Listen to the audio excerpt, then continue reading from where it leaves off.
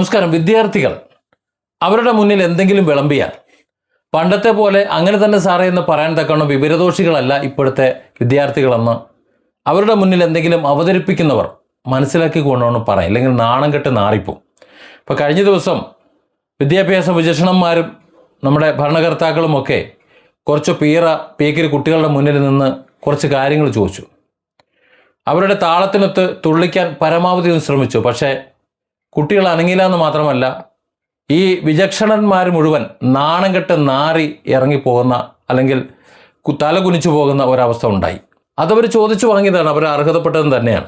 കാരണം നാളത്തെ തലമുറ അവർക്ക് ഈ ഭാരതം, ഈ നൂറ്റാണ്ടിൽ തന്നെ ജീവിക്കുന്ന ഭാരതം വേണമെന്ന് അവർ ചിന്തിക്കുന്നു. ഇന്നത്തെ കിഴവന്മാരുടെ പോക്കെന്ന് പറഞ്ഞാൽ വലിയ സുഖത്തിലല്ല എന്ന് അവർ മനസ്സിലാക്കുന്നു. അതുകൊണ്ട് ഇനി അങ്ങനെ വിളിക്കട, ചാടിക്കളിയട കുഞ്ഞിരാമ എന്നൊക്കെ വിളിച്ചു പറഞ്ഞു കഴിഞ്ഞാൽ അത് പറയാൻ വേറെ ആൾക്കാരെ നോക്കേണ്ടി വരും. എന്നിട്ട് നിങ്ങളെപ്പോലെയുള്ള ആളുകളെ ചില ആളുകൾ എന്താ വിളിക്കുന്നതെന്നറിയാമോ? പാറ്റകൾ. നിങ്ങൾ അതാണോ? നിങ്ങൾ കോക്രോച്ചാണോ? നിങ്ങൾ പാറ്റകളാണോ? നിങ്ങൾ പിന്നെ എന്താണ്? നിങ്ങൾ ഈ നാടിന്റെ കരുത്തായ സിംഹങ്ങളാണ്. ശരിയാണോ? നിങ്ങൾ പാറ്റയാണോ സിംഹമാണോ? സംശയമുണ്ടോ? ചെറിയൊരു സംശയമുണ്ടോ? പാറ്റ അല്ല എന്ന് പറയുന്നവരല്ല എന്നൊന്ന് ഉറച്ചു പറഞ്ഞേ. നിങ്ങൾ പാറ്റയാണോ കോക്രോച്ചാണോ അല്ല എന്നുള്ളവർ ഒന്ന് ഉറച്ചു പറഞ്ഞേ.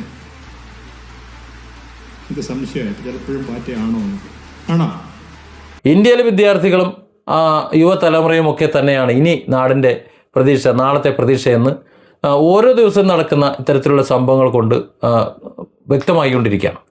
അധികാരത്തിൻ്റെ ഗർവിലാണ് എല്ലാവരും. കാരണം ഈ കിളവന്മാരെല്ലാവരും കൂടി തങ്ങൾക്ക് അധികാരമുണ്ട്, ഞങ്ങൾ എന്ത് തോന്നിയ ദിവസം കാണിക്കും, ഇല്ലെങ്കിൽ നിങ്ങളെ ഞങ്ങൾ അടിമകളാക്കും, അങ്ങനെയൊക്കെ മാറ്റിക്കളയാമെന്നാണ്, അല്ലെങ്കിൽ അവരുടെ കളിപ്പാവകളായിട്ട് ഈ കുട്ടികൾ നിൽക്കുമെന്നൊക്കെയാണ് കരുതിയിരുന്നത്. പക്ഷെ അതൊന്നും ഇനി ആരും വ്യാമോഹിക്കേണ്ട, അതൊന്നും നടക്കില്ല. Our Dr. Mohanan was referring to some cockroaches. I don't know in what context he was referring. But am I all cockroaches? Cockroaches are very commonly found. Can I become a simham? Lion? That is what probably he mentioned, I think. ഭരണാധികാരികളും ഉന്നത കസേരകളിൽ ഇരിക്കുന്നവരുമൊക്കെ മെനഞ്ഞെടുക്കുന്ന തന്ത്രങ്ങളൊന്നും ഈ പുതിയ തലമുറയ്ക്ക് മുന്നിൽ ചെലവാകില്ല എന്നവർ കൃത്യമായി തെളിയിച്ചു കഴിഞ്ഞു. ഇപ്പോൾ അത് ജന്തർമന്ദർ മുതൽ ഇപ്പോൾ കഴിഞ്ഞ ദിവസം നടന്ന സംഭവം വരെ നമുക്ക് കാണുമ്പോൾ അത് മനസ്സിലാവും. ആരെയും കണ്ണടച്ച് വിശ്വസിക്കാനോ അവരുടെ ആജ്ഞകൾക്കനുസരിച്ചിട്ട് കൈയടിക്കാനോ തയ്യാറല്ലാത്ത, കൈയടിക്കുക എന്ന് പറഞ്ഞാൽ കൂടി ഒരാൾ പോലും കൈയടിക്കാൻ വേണ്ടി കൈ ഉയർത്താത്ത ഒരു തലമുറ ഇവിടെ വളർന്നു വന്നിട്ടുണ്ട്. അതൊരു മാറ്റത്തിൻ്റെ തുടക്കമാണ്. അതുകൊണ്ട് ഇനി എന്ത് പറഞ്ഞിട്ട് കാര്യമില്ല, ആ മാറ്റം ഉണ്ടായിക്കൊണ്ടിരിക്കും. മത്സര പരീക്ഷകളിൽ വിജയം നേടിയ മിടുക്കന്മാരായിട്ടുള്ള വിദ്യാർത്ഥികളെ അനുമോദിക്കാൻ വേണ്ടി സംഘടിപ്പിച്ചിട്ടുള്ള ഒരു വേദിയിൽ നടന്ന സംഭവങ്ങൾ ഇതിന് ഏറ്റവും വലിയ ഉദാഹരണമാണ്. വൈസ് ചാൻസലർ ഡോക്ടർ മോഹൻ കുന്നുമല് പഠിച്ച പണി 18 നോക്കി ഈ കുട്ടികളെ കൊണ്ട് ചിലതൊന്ന് സമ്മതിപ്പിക്കാൻ. അതിനുശേഷം സംസാരിച്ചുള്ള ഗവർണർ രാജേന്ദ്ര അർലേക്കർ, അദ്ദേഹം വിദ്യാർത്ഥികളെ കൊണ്ട് തങ്ങൾക്ക് അനുകൂലമായി ശബ്ദമുയർത്താൻ എത്ര കണ്ട് നിർബന്ധിച്ചിട്ടും സദസ്സിൽ നിന്ന് ഒരൊറ്റ ആൾ പോലും പ്രതികരിച്ചില്ല എന്ന് മനസ്സിലാക്കണം. നിങ്ങൾ പാറ്റകളാണോ അതോ സിംഹങ്ങളാണോ എന്നൊക്കെ ചോദിച്ച് തങ്ങൾക്ക് വേണ്ട രീതിയിൽ വിദ്യാർത്ഥികളെ കൊണ്ട് മറുപടി പറയിപ്പിക്കാൻ ഡോക്ടർ മോഹൻ കുന്നുമേലും അതുപോലെ ഗവർണർ രാജേന്ദ്ര അർലേക്കറുമൊക്കെ കിണഞ്ഞ് പരിശ്രമിച്ചിട്ടും ആ ചെറുപ്പക്കാർ കുട്ടികൾ, ആ വിദ്യാർത്ഥികൾ അവർ മിണ്ടാതെ അവരുടെ കെണിയിൽ വീഴാതെ നിന്നു. പാറ്റകളാകണോ സിംഹങ്ങളാണോ എന്ന് ചോദിക്കുമ്പോൾ ഞങ്ങൾക്ക് സിംഹങ്ങളാകണം എന്ന് ഒരു പറയുമെന്നാണ് പ്രതീക്ഷിച്ചത്. പക്ഷേ ഇവരുടെ ആ വയസ്സം ബുദ്ധിയിൽ തെളിയുന്ന ആ മണ്ടത്തരങ്ങളെ അപ്പാടി മിഴുങ്ങാൻ പറ്റിയ പിള്ളേരല്ല ഇത്. ഇതൊക്കെ 2000 വെർഷനും 2001 വെർഷനും ഒക്കെ, അല്ലാതെ 1965 60 വെർഷനല്ല. അതുകൊണ്ട് തന്നെ അവർക്ക് തിരിയും. കാള വാല് പൊക്കുന്നത് എന്തിനാണെന്ന് തിരിയാവുന്നത് കൊണ്ട് തന്നെ ആ കാളയ്ക്ക് വേണ്ടിയിട്ട് സംസാരിക്കാൻ തൽക്കാലം താല്പര്യമില്ല. തങ്ങൾക്ക് വേണ്ടി, തങ്ങളുടെ രാജ്യത്തിന് വേണ്ടി ഞങ്ങൾ സംസാരിച്ചോളാം എന്ന് ആ ചെറുപ്പക്കാർ പറയാതെ പറഞ്ഞു വെക്കുന്നതാണ് പിന്നെ നമ്മൾ കാണുന്നത്. എങ്ങനെയൊക്കെ ശ്രമിച്ചിട്ട് അവർ നിശബ്ദം പാലിച്ച് മിണ്ടാതങ്ങളിരുന്നു, വായ പൂട്ടിയിരുന്നു. അധികാരികളുടെ ആ ഒരു പ്രസംഗവേദി, അധികാരമുള്ളവൻ്റെ പ്രസംഗവേദി അല്ല, അവൻ്റെ അധിക പ്രസംഗവേദി, അത് പൂർണ്ണമായും അർത്ഥശൂന്യമാക്കിക്കൊണ്ട് അവർ നൽകിയിട്ടുള്ള ആ കടുത്ത മൗനം ഒരു ഉച്ചത്തിലുള്ള മുദ്രാവാക്യത്തെക്കാളും അതിശക്തമായിട്ടുള്ള മറുപടിയായിരുന്നുവെന്ന് ആ പ്രോഗ്രാം കണ്ടിട്ടുള്ള, അല്ലെങ്കിൽ ആ സംസാരങ്ങൾ കേട്ടിട്ടുള്ള, ആ സംഭവങ്ങളെ കണ്ടിട്ടുള്ള ആർക്കും മനസ്സിലാവും. ഇവിടെയാണ് ഒരു പുതിയ തലമുറയുടെ പക്വതയും രാഷ്ട്രീയ ബോധമൊക്കെ നമ്മൾ തിരിച്ചറിയേണ്ടത്. ആർക്കും എങ്ങനെ വളച്ചൊടിക്കാവുന്ന, അവരുടെ വികാരങ്ങളെയൊക്കെ ഇളക്കിവിട്ട് മുതലെടുപ്പ് നടത്താവുന്ന അന്ധരായിട്ടുള്ള അനുയായികളും അനുഭാവികളുമല്ല തങ്ങളെ എന്ന് അവർ അവരുടെ ശാന്തമായ പെരുമാറ്റത്തിലൂടെ അവരുടെ മൗനത്തിലൂടെ തെളിയിച്ചിരിക്കുകയാണ് ഇപ്പോൾ ചെയ്തത്. അധികാരത്തിലുള്ളവർ എന്തെങ്കിലും തോന്നിയാസങ്ങൾ വിളിച്ചു പറയും, അല്ലെങ്കിൽ അവർക്ക് അവരുടെ കാര്യങ്ങൾ വിളിച്ചു പറഞ്ഞ് നിലനിൽക്കാൻ പറ്റൂ. അതിനോടൊപ്പം ചേർന്ന് നിന്നുകൊണ്ട് കണ്ണടച്ച് ഇരുട്ടാക്കി അല്ലെങ്കിൽ അന്ധമായി അതിനെ ഏറ്റുവിളിക്കാൻ ഇവർ പഴയ തലമുറയൊന്നുമല്ല. ഞങ്ങൾ ഇനി അതിന് കിട്ടില്ല എന്നാണ് അവർ പറയുന്നത്. ആരുടെ അജണ്ടകളാണ് വേദിയിൽ നടപ്പിലാക്കാൻ ശ്രമിക്കുന്നത്, എന്തിനാണ് അനാവശ്യമായ താരതമ്യങ്ങൾ നടത്തുന്നത് എന്നൊക്കെ കൃത്യമായി മനസ്സിലാക്കാനുള്ള വിവേകം ഇന്നത്തെ കുട്ടികൾക്കുണ്ട്. തങ്ങളുടെ ചിന്തകളെയും അവരുടെ സ്വാതന്ത്ര്യത്തെയും ആർക്ക് മുന്നിലും പണയം വെക്കേണ്ട ആവശ്യമില്ല, പണയം വെക്കില്ല എന്ന ഉറച്ച നിലപാടിലാണ് ആ വിദ്യാർത്ഥികളുടെ മൗനം അവർ അങ്ങനെ തന്നെ സ്വീകരിച്ചത് എന്ന് ബുദ്ധിയുള്ളവരാണെങ്കിൽ അവിടെ സംസാരിച്ചവർ മനസ്സിലാക്കിയിട്ടുണ്ടാവും.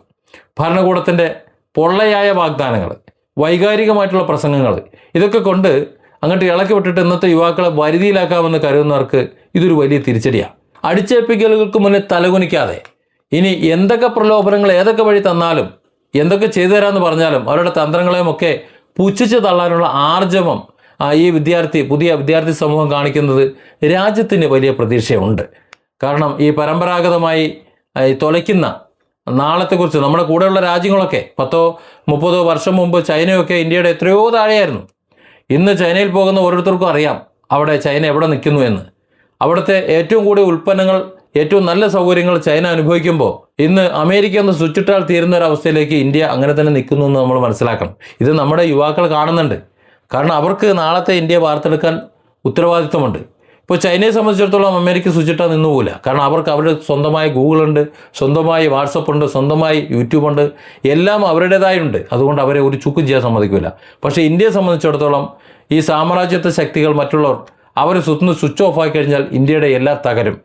ഇന്ത്യയിൽ 140 കോടി ജനങ്ങളുണ്ടായിട്ടും അതിൽ നല്ലൊരു ഭാഗം യുവാക്കളുണ്ടായിട്ടും ആ യുവാക്കളുടെ കഴിവ് ഉപയോഗപ്പെടുത്തി ഈ രാജ്യത്തെ സ്വന്തമാക്കി സ്വന്തം നട്ടെല്ല് ഉയർത്തിക്കൊണ്ട് എല്ലാ അർത്ഥത്തിലും ഇന്നത്തെ AI ഇൻ്റർനെറ്റ് കാലഘട്ടമാണ്, സ്വയം പര്യാപ്തമായി നിൽക്കാനുള്ള ഒരു സാഹചര്യം ഇവിടെ ഉണ്ടായിട്ടും അത് ചെയ്യാതെ അവരെ രാഷ്ട്രീയ അടിമകളാക്കുന്നതിൽ ഈ ചെറുപ്പക്കാർക്ക്, ഈ വിദ്യാർത്ഥികൾക്ക് സങ്കടമുണ്ട്, പ്രതിഷേധമുണ്ട്. അതുകൊണ്ട് തന്നെ അവർ ആ പ്രതീക്ഷ സമൂഹത്തിന് നൽകുന്നുണ്ട്. ഞങ്ങൾ ഈ ഭരണകൂടത്തോടൊപ്പം ഇല്ല, ഈ രാജ്യത്തിൻ്റെ വളർച്ചയെ ആഗ്രഹിക്കാത്ത അല്ലെങ്കിൽ രാജ്യം എവിടെ എത്തണം എന്ന് ചിന്തിക്കാത്ത ഒരു സമൂഹത്തോടൊപ്പം നമ്മൾ ഇല്ല എന്ന് വിളിച്ചു പറയുമ്പോൾ അതിന് സമൂഹം കൂടി കുറച്ച് പിന്തുണ കൊടുക്കുന്നുണ്ട് എന്നത് നമ്മുടെ ഭരണകൂടം കാണുന്നില്ല എന്നതാണ് ഏറ്റവും ഒരു കഷ്ടമെന്ന് പറയുന്നത്.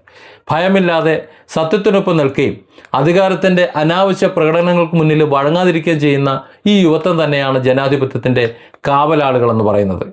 തെറ്റായ താല്പര്യങ്ങളുമായി ആരൊക്കെ വന്നു കഴിഞ്ഞാലും അവരെ തിരിച്ചറിയാനും അവരെ പക്വതയോടെ തന്നെ കഴുത്തിന് പിടിച്ച് പുറത്താക്കാനും ഇന്ന് നമ്മുടെ കുട്ടികൾ പഠിച്ചു കഴിഞ്ഞിട്ടുണ്ട്. അത് നാളേക്ക് വേണ്ടിയിട്ടുള്ള ഒരു ശുഭ സൂചന തന്നെയാണ്. കാരണം അവർ നാളെ ഈ പറയുന്ന കഴവന്മാരൊക്കെ രാജിവെച്ച് അല്ലെങ്കിൽ അവരുടെ ഭരണകാലാവധിയൊക്കെ കഴിഞ്ഞ് മണ്ണടിഞ്ഞ് പോയി കഴിയുമ്പോൾ എനിക്ക് ശേഷം പ്രളയം എന്ന് ഇവർ ചിന്തിക്കുമ്പോൾ നിങ്ങൾക്ക് ശേഷം പ്രളയം നിങ്ങൾ നടത്തിക്കോളൂ, പക്ഷേ ഞങ്ങൾക്കും ഞങ്ങളുടെ തലമുറയ്ക്കും ഇവിടെ ജീവിക്കേണ്ടതാണ്, അതിനുവേണ്ടിയുള്ള ഭാരതം ഞങ്ങൾ ഒരുക്കിക്കൊള്ളാം, നിങ്ങളുടെ ഓശാരം വേണ്ട, അല്ലെങ്കിൽ നിങ്ങളുടെ കുറുക്കം ബുദ്ധിയും കൊണ്ട് ഇങ്ങോട്ട് വരണ്ട എന്നവർ വിളിച്ചു പറയുമ്പോൾ അവരെ അടിച്ചൊതുക്കിക്കൊണ്ട് എനിക്ക് ശേഷം പ്രളയം എന്ന് സ്ഥാപിച്ചെടുക്കാൻ ശ്രമിക്കുന്നതാണ് ഇന്നത്തെ ഇന്ത്യയുടെ ശാപം. Different angles. Don't forget to subscribe and support this channel.